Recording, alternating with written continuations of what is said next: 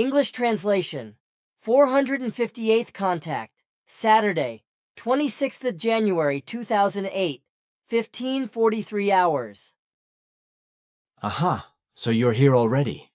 So I heard you correctly that you called me. Be welcome and greeted, dear friend.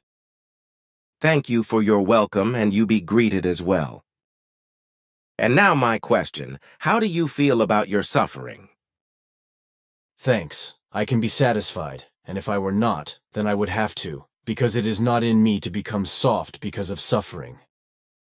It is enough to have all the sniveling people in the world who think they are dying or no longer working and playing handicapped because they have a little ache. I only felt the need to inquire about your well-being. I also understood that, but it was also a need for me to say what I said, because it is really a shame how many humans here on Earth play sick and handicapped out of self-pity, while very many of the really sick and handicapped people patiently accept their bad lot and do not complain, even if they are in pain and their suffering is really great. Despite their suffering, they are satisfied and glad that they can live at all, and that, I think, is not only remarkable, but honorable, virtuous, and full of character. This is in contrast to the self-pitying, which I classify as cowardice. And on top of that, I would like to say that as a rule, the self-pitiers are the biggest whiners. That is a true word.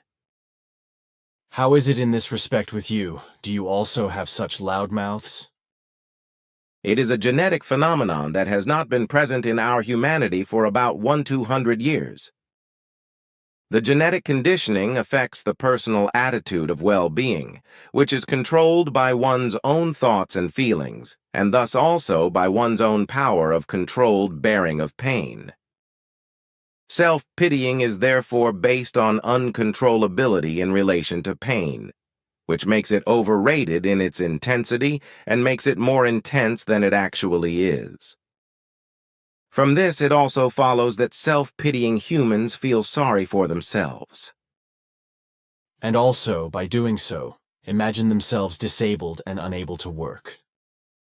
This is associated with self-pitying, that is for sure. But I came here because I have important things to discuss with you that cannot be delayed. Naturally. Then we can talk about predictions and things like that afterwards. This time I do not have to name any because there are no unusual occurrences. All the coming severe weather events, occurrences, as well as earthquakes, seaquakes, and volcanic eruptions that are occurring worldwide, have been a part of the ordinary for quite some time now and can therefore no longer be called exceptional. Also, with regard to politics and wars, etc., there is nothing to be called extraordinary. According to this fact, I have nothing to mention for the near future with regard to predictions that would be of particular importance.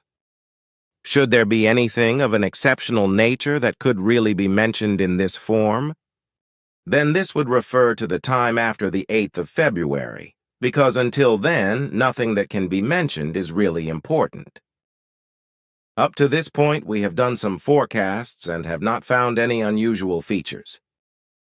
If we know anything new for the time after that, I will tell you about it during my next visit on the 3rd of February. So everything continues at the old trot. Okay, let us get going, my friend. What is going on? This whole thing is meant for your knowledge. Also good, then it shall be. It is of significance.